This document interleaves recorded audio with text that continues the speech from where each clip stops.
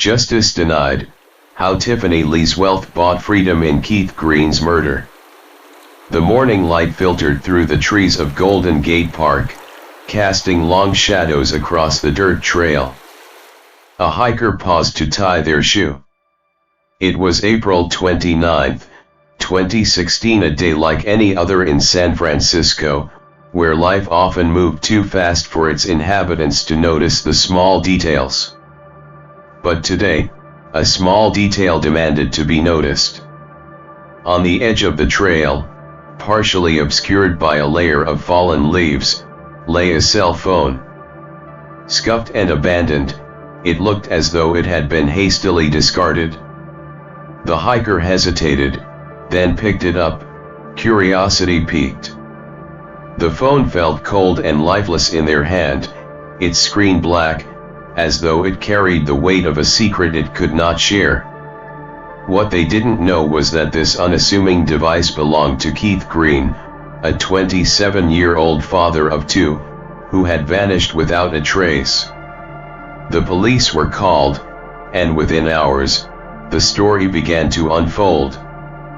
The phone's discovery marked the first tangible clue in the search for Keith, a man whose life was as vibrant as the city he called home. But now, his absence was a gaping void that his loved ones couldn't ignore. Keith Green wasn't just a missing person. He was a beloved son, a doting father, and a dreamer navigating the challenges of a life far removed from the wealth and privilege of the woman he once loved. That woman was Tiffany Li, the mother of his two daughters and a multimillionaire heiress to a real estate empire. Their relationship, once a whirlwind romance, had disintegrated into a storm of resentment, custody battles, and bitter disputes over money. But none of that explained why Keith had disappeared. For weeks, Keith's family and friends plastered his face across the Bay Area, their flyers fluttering on street corners and pinned to coffee shop boards. They called his phone relentlessly, clinging to the faint hope that he might answer. But the phone remained silent, and so did Keith. As the days turned into weeks, hope began to fade. Then, on May 11, 2016, a grim discovery was made. In a field off Highway 101, nearly 100 miles from where his phone was found, Keith's body was recovered. His face was unrecognizable, his front teeth shattered, and his body stripped of all but his socks. The cause of death, a single gunshot wound to the neck. Keith's story could have ended there, reduced to a tragic headline. Father of two found dead in Sonoma County field. But this was no ordinary crime. The details of Keith's life and death would soon unravel a web of betrayal, greed, and violence that stretched far beyond his disappearance. Keith's murder was not the act of a stranger in the night. It was calculated, intimate. The kind of crime that doesn't just happen, it is born from years of resentment, jealousy, and opportunity. The suspects? A woman whose wealth shielded her from the struggles of ordinary life. A boyfriend who slid into a mansion as easily as Keith had been forced out of it. And a bodyguard whose loyalty came at a price. At the heart of it all was Keith Green, a man whose only crime was wanting a life of stability for himself and his daughters. His death left behind not just a grieving family but also a burning question: if justice isn't guaranteed, then who decides the value of a life? This is the story of Keith Green, a story about love and loss, power and privilege, and the elusive nature of truth. It begins not in a courtroom or a crime scene but on a quiet trail in Golden Gate Park, with a phone that had been silenced forever. Keith Green didn't grow up around wealth, but he'd learned to recognize its weight the way it shaped conversations, opened doors, and cast long, impenetrable shadows over those left behind. Born into a working-class family in the shadows of Silicon Valley, he was the kind of kid who could light up a room. As a star quarterback in high school, Keith's charm was effortless, his laughter contagious.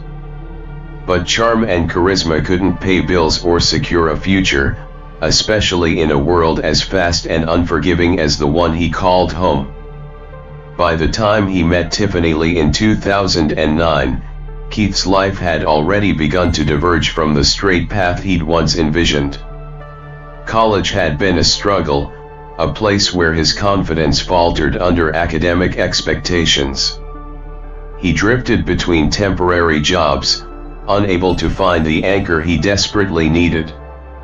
And then came Tiffany, a woman whose life was so far removed from his that it felt almost like fiction. Tiffany was a second-generation real estate heiress, the daughter of Chinese moguls who had amassed their fortune through a labyrinth of construction ventures in Beijing and beyond. Her life had been a parade of prestigious schools, luxury homes, and opportunities that most could only dream of. When she met Keith, their connection seemed like an anomaly, him with his small-town charm, her with her effortless sophistication. But somehow, it worked. At least, for a while.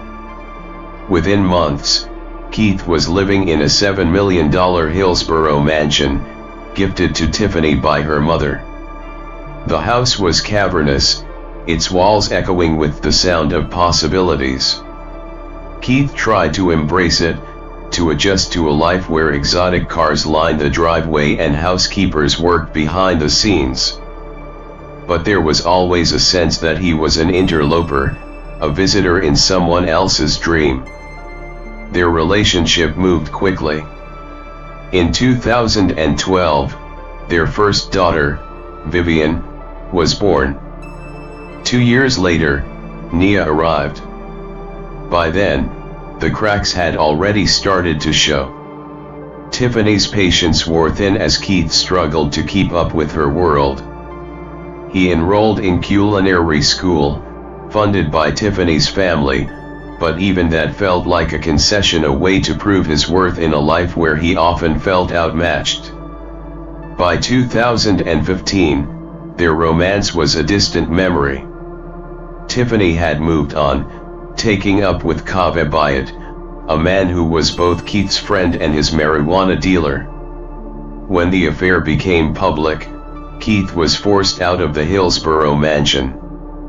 He moved in with a family friend, Angela Dunn, in Millbrae. It was a humiliating fall from grace. Tiffany, meanwhile, paraded her new relationship with an audacity that Keith found infuriating. She gifted Kaveh a Ferrari and encouraged their daughters to call him daddy. For Keith, it wasn't just a betrayal, it was a challenge. Desperate to rebuild his life, Keith poured his energy into his daughters. He fought to maintain a presence in their lives, even as Tiffany's wealth and influence seemed to tip the scales against him. He negotiated financial terms with her, asking for a stable arrangement that would allow him to stay close to Vivian and Nia. But Tiffany's offers came with conditions, and her generosity often felt like a leash. By April 2016, Keith was at a breaking point. The custody battles had drained him emotionally and financially. He confided in Angela that he was considering moving to Ohio, where his grandmother owned a modest rental property. But the thought of leaving his daughters was unbearable. He wanted to stay, to fight, even if the odds were stacked against him. On the night of April 28th, Keith left Angela's apartment around 9 p.m. He was dressed casually, dark sweatpants, a t-shirt, and sneakers. "I'm meeting Tiffany," he told her, his voice tied with a mixture of hope and resignation. The plan was to talk in the parking lot of a pancake house, a strange choice for such a significant conversation. But Keith didn't question it. He was too focused on what was at stake. What happened next is a patchwork of evidence and conjecture. Surveillance footage captured Tiffany's gray Mercedes-Benz arriving at the parking lot. Keith's cell phone pinged off nearby towers, confirming he was there too. According to Tiffany, they talked for about an hour before she drove away. But Keith never came home. The next morning, Angela noticed his absence immediately. His wallet and car keys were still in the apartment, and his phone went straight to voicemail. Panic set in as hours turned into a full day. By evening, Angela filed a missing person report, her voice shaking as she described Keith's last known movements. Then, a break. On April 29th, a hiker in Golden Gate Park found Keith's phone, abandoned and silent. For those who knew him, the discovery was devastating. Keith had always been meticulous about his belongings. The phone wasn't just a device, it was a lifeline to his daughters, a thread connecting him to the future he so desperately wanted. Its abandonment was more than a clue, it was an omen. The call came on a warm May afternoon, nearly 2 weeks after Keith Green had disappeared. A deputy sheriff in Sonoma County reported a grim discovery: a body lying in an open field off Highway 101 near Geyserville. The location was remote, bordered by rolling hills and scattered brush, a place where secrets might stay hidden indefinitely.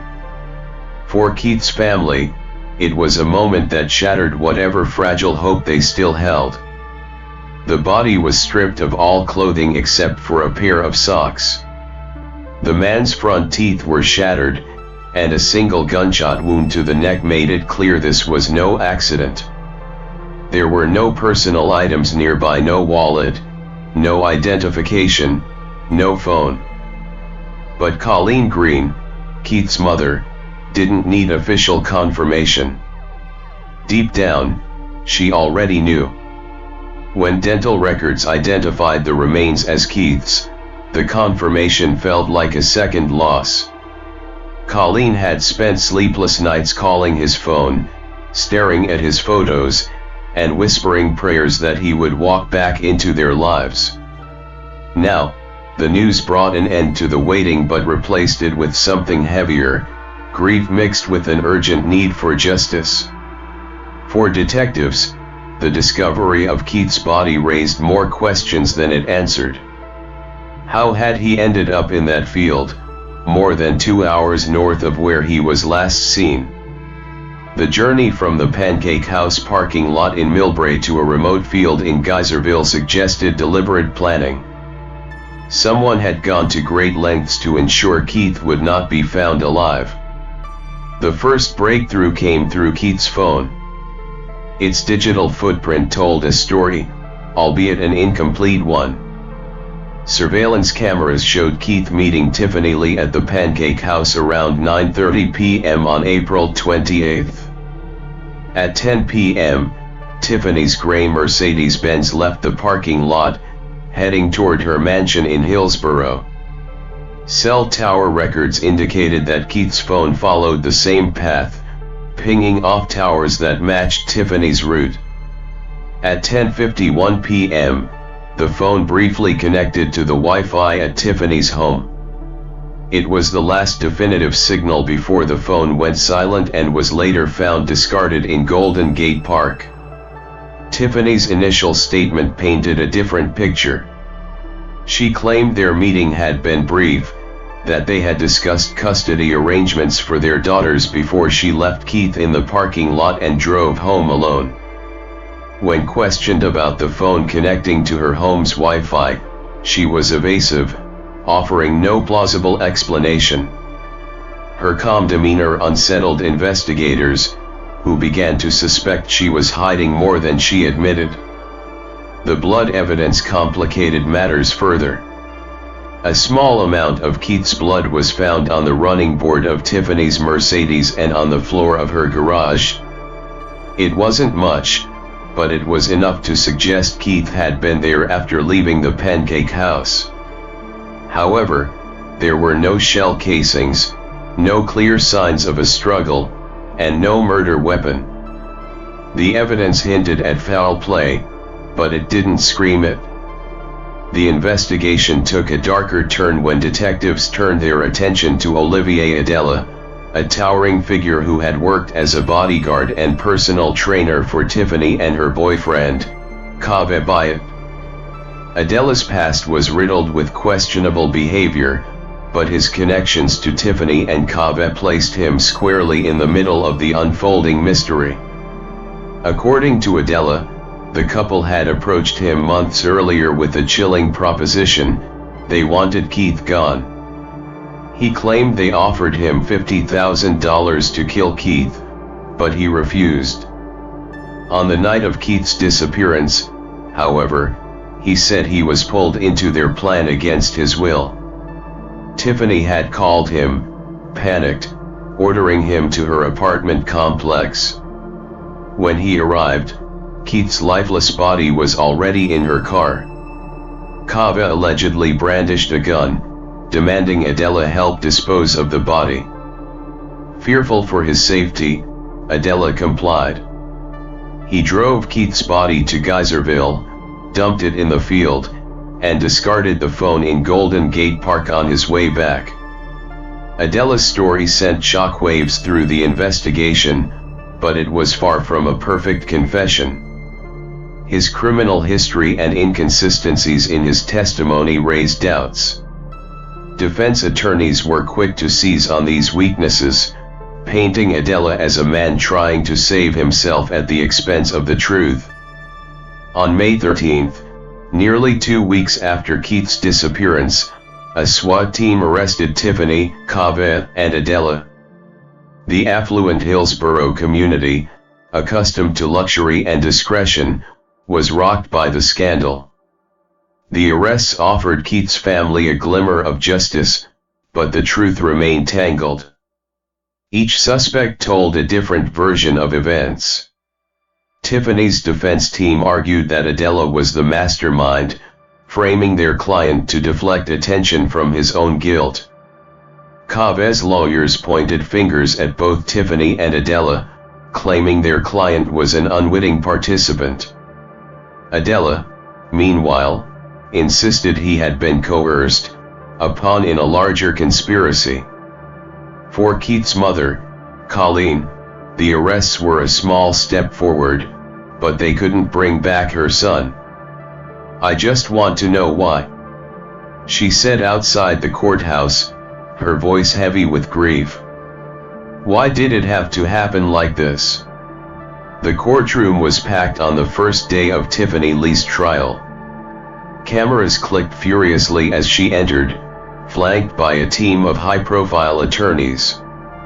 To the public, she was the epitome of privilege, a multimillionaire heiress accused of orchestrating the murder of the father of her children. But inside the courtroom, her expression was composed, almost serene. It was the look of a woman who believed she was untouchable. The prosecution laid out a case built on circumstantial evidence, hoping it would be enough to convince the jury. They described a woman consumed by resentment and greed, aided by a boyfriend whose arrogance turned deadly. They highlighted the blood evidence, the cell phone pings, and most damningly, the testimony of Olivier Adela, the man who claimed he was coerced into disposing of Keith Green's body. Adela's testimony was gripping, yet riddled with inconsistencies. He described the moment he arrived at Tiffany's mansion, finding Keith's lifeless body in her car. "I didn't want to do it," he told the court, his voice shaking. "But they gave me no choice." The defense, however, was quick to poke holes in his story. They painted Adela as a liar, desperate to save himself by placing blame on Tiffany and Kaveh. How can you trust the word of a man who changed his story multiple times? Tiffany's attorney asked the jury, his tone cutting. There's no physical evidence linking my client to the crime. None. The lack of direct evidence became a cornerstone of the defense's argument. They pointed out the absence of a murder weapon, shell casings, or eyewitnesses. The traces of blood found on Tiffany's Mercedes and in her garage were easily dismissed. Keith had been to her house countless times. The defense argued. Of course, there would be trace amounts of his DNA. Then came the financial angle. Prosecutors alleged that Tiffany's immense wealth played a key role in the crime. They revealed text messages between Tiffany and Kaveh, in which they referred to Keith as a snake and discussed how he was working her for money. One text stood out. "Okay. Green light." It was a chilling statement, but the defense countered that it was taken out of context, arguing it referred to a financial agreement, not murder. For Keith's mother, Colleen, sitting through the trial was an emotional roller coaster. Each detail brought her closer to the harsh reality of her son's final moments. She clutched a photo of Keith, whispering silent prayers for justice. "This isn't just about Keith," she said during a recess. "It's about his daughters. They deserve to know the truth." As the trial progressed, the jury appeared torn. The defense's strategy of sowing doubt was effective, and Adela's credibility issues cast a shadow over the prosecution's case. But there were moments when the weight of the evidence felt undeniable, moments when Tiffany's calm demeanor seemed less like innocence and more like calculation. The climax of the trial came when Tiffany took the stand in her own defense. She spoke of her love for her daughters, her strained relationship with Keith, and her disbelief at being accused of such a heinous crime. "I would never hurt Keith," she told the jury, her voice breaking. "He was the father of my children." But under cross-examination, cracks began to show. Prosecutors pressed her on the text messages, the blood evidence, and her timeline of events. "Why did Keith's phone connect to your home's Wi-Fi after you claimed to have left him in the parking lot?" the prosecutor asked. Tiffany hesitated, her composure faltering for the first time. I don't know," she stammered. When the jury finally retired to deliberate, the tension in the courtroom was palpable. Days turned into weeks as they struggled to reach a verdict. For Keith's family, the wait was agonizing. And then, the verdict was read. Tiffany Li was found not guilty of murder. Her family, who had posted a record-setting $35 million bail, erupted in quiet relief. Tiffany left the courtroom without looking back, her face unreadable. For Keith's mother, Colleen, the verdict was devastating. "It feels like he's been murdered all over again," she said, tears streaming down her face. For Kaveh, the outcome was less definitive. The jury couldn't reach a consensus, resulting in a mistrial. Prosecutors debated whether to retry him but ultimately decided against it, citing the lack of strong evidence. Kaveh walked free, but his freedom came at the cost of Keith's family's faith in the justice system. Olivier Adela, the man who had testified against them, avoided a murder charge through a plea deal. But his life, tarnished by his involvement, became a cautionary tale of loyalty misplaced. Public skepticism followed him wherever he went, and for many, he remained an enigma, both a victim and a villain. For Keith's family, the trial's conclusion brought no closure. The questions that haunted them remained unanswered, and the justice they sought felt as elusive as ever. "We've lost Keith," Colleen said. "But we won't lose his memory." The verdict may have been read, but for Keith Green's family, the story was far from over. Justice had slipped through their fingers, and the sense of betrayal was overwhelming. How could a man's life be reduced to mere circumstantial evidence? How could wealth and privilege overshadow accountability? Colleen Green channeled her grief into action.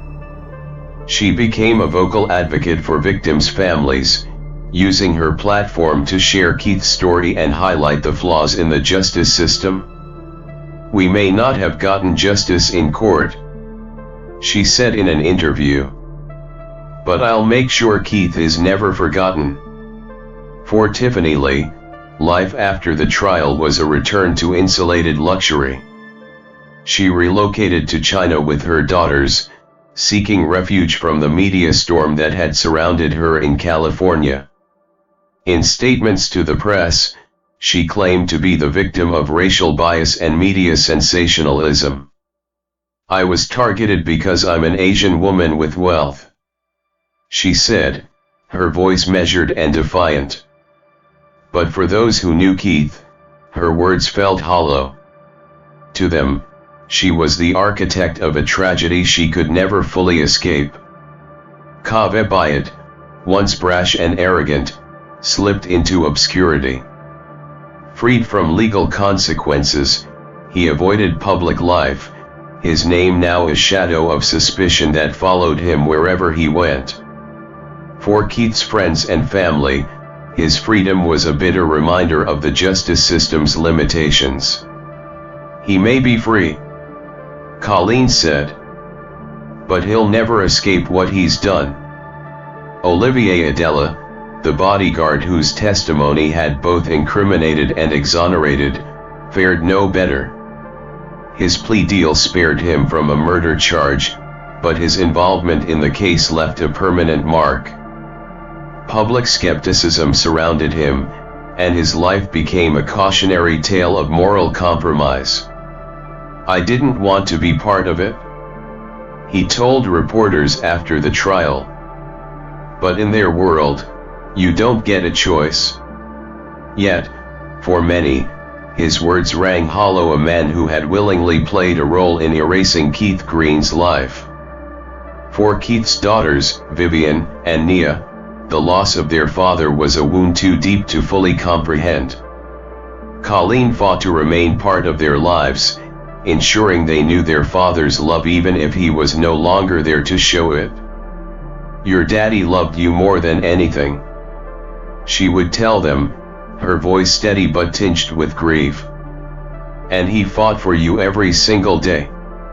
Years passed, but the memory of Keith Green lingered like a shadow over everyone involved. For his family, his absence was a daily reminder of a life taken too soon. For Tiffany, Kaveh, and Adela, his death became a specter they could never fully escape. And for the public, his story was a chilling testament to the intersection of power, privilege, and morality. Keith Green's death wasn't just a crime. It was a collision, a perfect storm of greed, resentment, and opportunity that exposed the darkest corners of human nature. His story became a reminder that justice isn't always served, and that the value of a life often depends on who holds the power. Rusty, sitting in his small office surrounded by case files, reflected on Keith's story. The weight of it pressed heavily on him. This wasn't just about Keith, he murmured into his recorder. This was about a system that let him down, a system that let his family down.